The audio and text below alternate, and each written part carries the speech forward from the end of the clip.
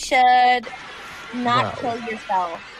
No, You I should be disagree. What's up, guys? It's me. I'm back from like 3 days ago. We have this list of alternative influencers, TikTokers, YouTubers. We're gonna be ranking them with the criteria of how cringe are they?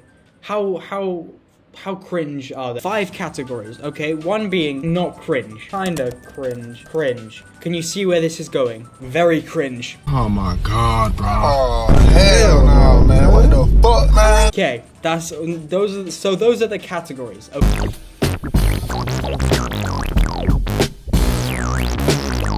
In the last 6 months, the people of TikTok have been on a journey with 3 of these characters in particular, which seem to be featuring with each other quite often. The first one we're going to be looking at is Johnny Gilbert. I've heard he makes music, but I've not listened to that because, quite frankly, I think emo music sounds like shit. That's just me though, you guys stay safe. I like some bands that are emo, I just don't really like I don't like emo that much, you know what I mean? Not as much as other alternative, sounds, you know? Okay. I think he's kind of cringe. Like, sorry, he's kind of boring, in my opinion. Like, I don't know. Other than his style, he just seems a bit like white bread.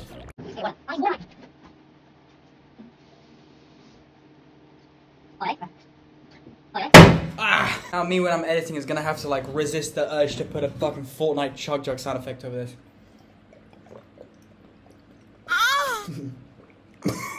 What the fuck? Next up, we have another very controversial one. It's Tara Yummy. On TikTok, people had went through like a 2-month phase, and they were saying, "Oh my god, she's so girl boss. She's so this, she's so that." And then within the span of like 2 months, she went from being like a girl boss and people making edits of her with the Rhinestone Buckle audio to then being called a pick-me and annoying and short and, "Oh, look, we should compare hand sizes." Like, I think that's people just following TikTok trends. Honestly, I think people didn't actually find her that cool to begin with. People sort of seem to follow the crowd on shit like that, and that's why they've also started turning on her. She dresses quite alternatively, but she also doesn't, in the sense that she consumes a lot of fast fashion. She promotes this sort of luxurious LA lifestyle. So I don't know if she's ever claimed to be alternative. I've not particularly watched or consumed a lot of her content, mostly on the count that I find her quite boring. I find the Johnny Gilbert, Tara Yummy, Jake Weber trio actually extremely boring. I'm gonna put her in kind of cringe, because I do have to agree with people, you know, when they say that like she's kind of annoying. Next up,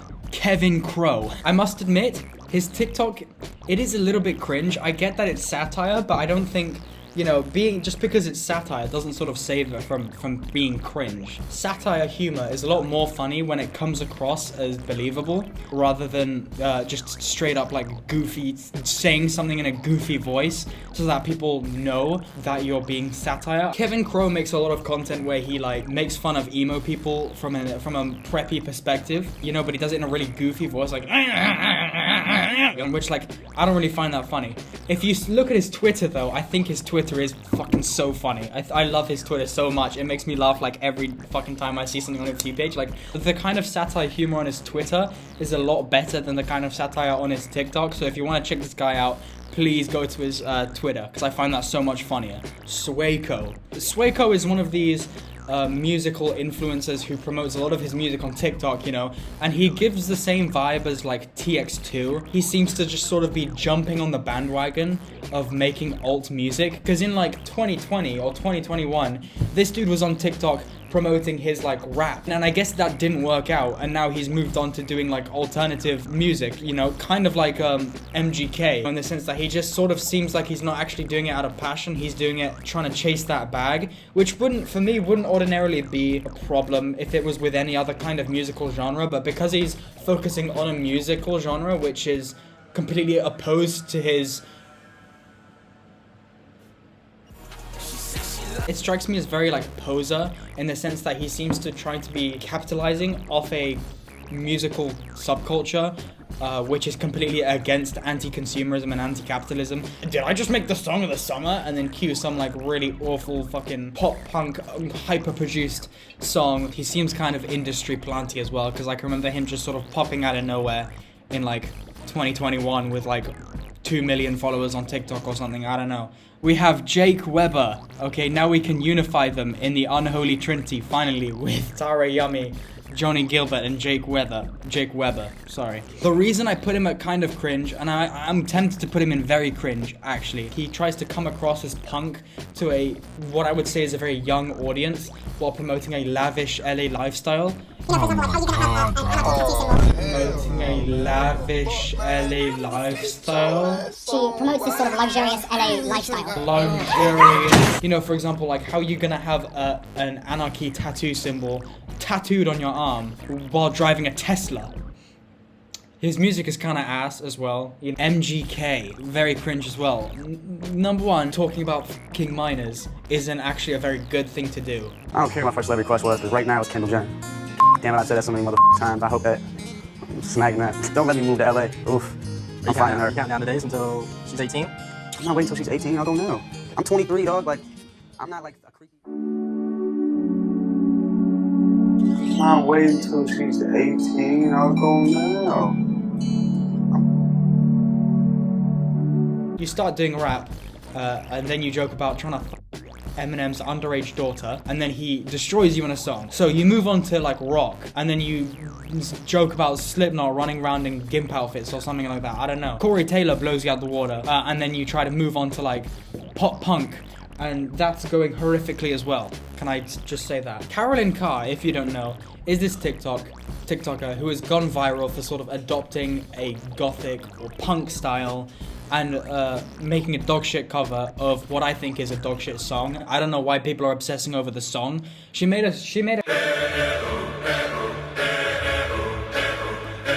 I'm much more bothered about the fact that she dresses punk, or she tries to come across as really punk, making covers of punk songs, when she's like the epitome, she's like the Shine final boss. If it was up to her, she would fly to Bangladesh and be like whipping those kids, getting them to make her spiked bracelets and corsets and whatever the hell else she's wearing, because that shit did not come out of DIY. That shit was not from cancer research, bro. You strutted on over to an air-conditioned Shine to go get that. My god. Cringe. Not super cringe though, in my opinion.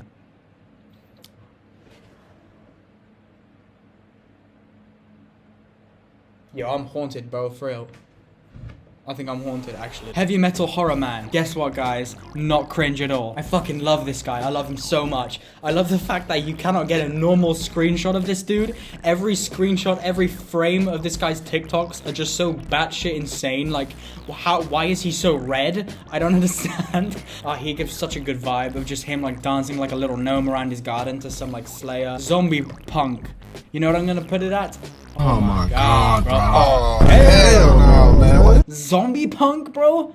Ew. Oh shit, wait, hold up. Okay, this might come across as a normal punk, and it's basically a punk living in Camden, which if you don't know is an area of London. But if you don't know about this guy, is he's the one who's gained the most sort of recognition, and he's become quite infamous within Camden for catcalling minors, being horrifically transphobic. He just all around seems like a not nice dude. A lot of people have been warned to like avoid him if they see him on this bridge that he always hangs out on. He seems like a genuine loser, in my opinion. He's a loser, but just solely the fact that he's like comes across as really creepy and aggressive and extremely transphobic is already enough to say he's a poser, in my opinion, because that's completely not what punk is about. Next one is actually a duo, twin brothers. I can't remember the name of their TikTok account, but I know their band is called Opal in the Sky, and I think that's because their surname is Opal. And what I'm gonna do is I'm gonna put them at not cringe. They just seem like two dudes just making TikToks. They don't come across as aggressive. They come across as very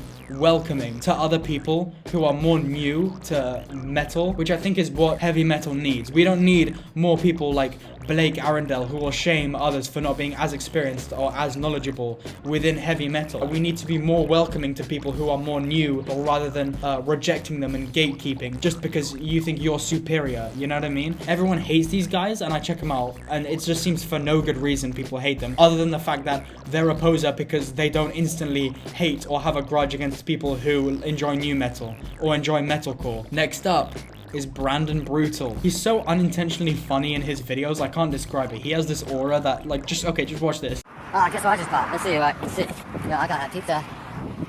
I'm gonna eat the whole thing, because I got a pretty big appetite. I got past metabolism. Yeah, I just want to make this video because Brandon is one of these characters where he just seems like he's being himself in these TikToks, and I don't think he cares. He just seems like a little emo guy trying to express his little emo self. Next up Oh, Yungblud. There was a viral clip of him on TikTok saying, fuck the corporate. Yungblud, I'm gonna have to sit you down when I tell you this. He's very cringe, definitely. Then he was like spitting beer on his underage fans, wearing all these like shit fuck ass outfits, bro. His goofy ass outfits on stage. Like, if you can make girls' clothing work, make it work. But a lot of the time, it doesn't work. It's very simple. It's a very simple concept, is that boys have broader shoulders, girls have skinnier waists, girls have bigger butts, they have boobs. Girls' clothes are gonna be designed differently so they can fit their body, and boys' clothes are gonna be designed differently so they can fit their body. When you then have boys wearing things like dresses and skirts and stuff, it comes across as like weird and boxy, because girls, you know, dresses and skirts are not designed to fit boys' bodies. They just look weird and awkward and boxy wearing girls' clothing. But I think a lot of the time, boys just don't look good wearing girls' clothing for that simple fact, is the fact that it doesn't fit them properly. I don't know why I'm giving fashion advice. I dress like an actual homeless crackhead. Don't listen to me. Hell no. Next one, just as bad, is TX2. Now, I'm gonna instantly put this man at...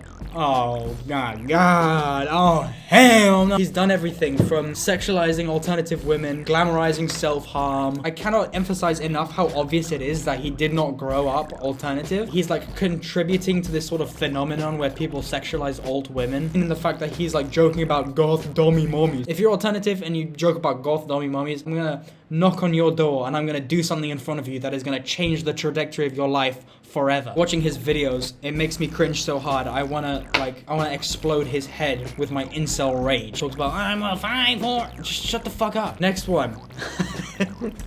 It's Nick Nocturnal. He's been on YouTube for quite a while. Oh shit, hold up. I need to put one more. Did I forget someone? Oh fuck, Samus. Hey yo. What's good, buddy?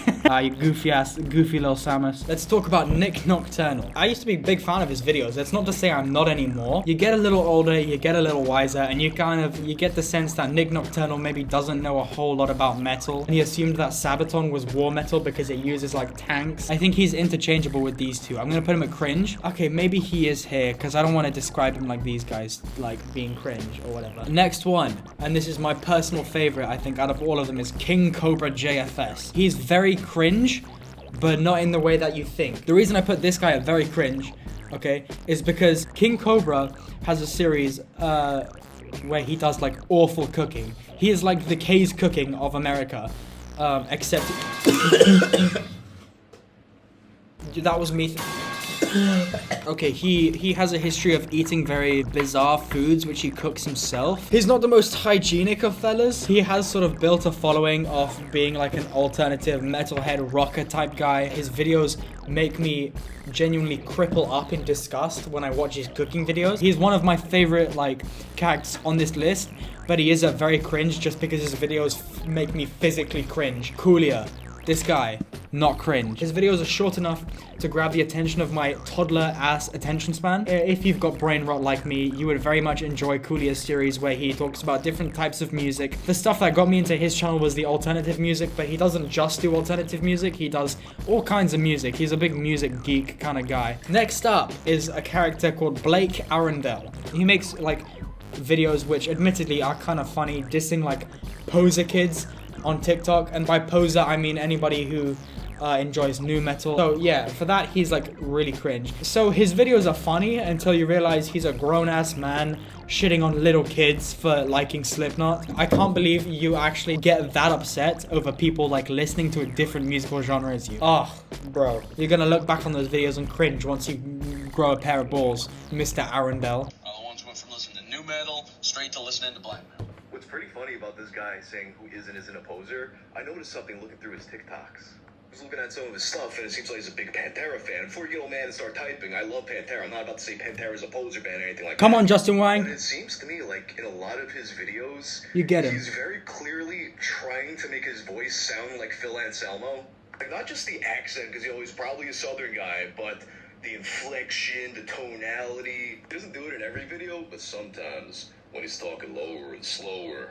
He's basically doing the Phil Anselmo what Herbie ass kids were doing to Corpse Husband like a year ago. Yeah, bro, look at this fuck ass, like, listening to pop country, and it's just him as like a kid, listening to new metal, and it's just him as a kid, listening to Bathory, Anvil, Excite, so like a bunch of like legendary thrash and, you know, early death metal bands. And then he tried to sneak in Interceptor, if you can see it there. You're a grown-ass man making slideshows like these. That is twice as cringe as listening to pop country or new metal, which, may I add, is not even that cringe. Like, hell no, man, what the fuck, man? Get your ass! Being a crazy elitist like that, in my opinion, is just as cringe as being this much of a poser. Like, genuinely, it's so corny, bro. It's so corny. Get a fucking life instead of dissing literal children on TikTok, bro. Next one, who you probably haven't heard of. His name is Boris T, but he's not cringe. He's a YouTuber which mainly centers around black metal. I think he's from the Czech Republic or something, living in Norway. Makes a bunch of like vlogs about visiting sites where like people who played in Mayhem lived. You know, he visited Pele's grave. He visited the church that Varg burnt down. Very cool content, and yeah, all around solid geezer. Samus! I love this guy. If you guys don't know about Samus, I swear to God, this guy's been on YouTube for like nearly 20 years now, I think. He's like a heavy metal drumming YouTuber. He has legendary videos such as making a fart drum set. That is my full rendition. The other tier list video of alternative characters did quite well. Anyways, I want to thank you guys for coming. Shout out to all the people that didn't make it throughout the video. Shout out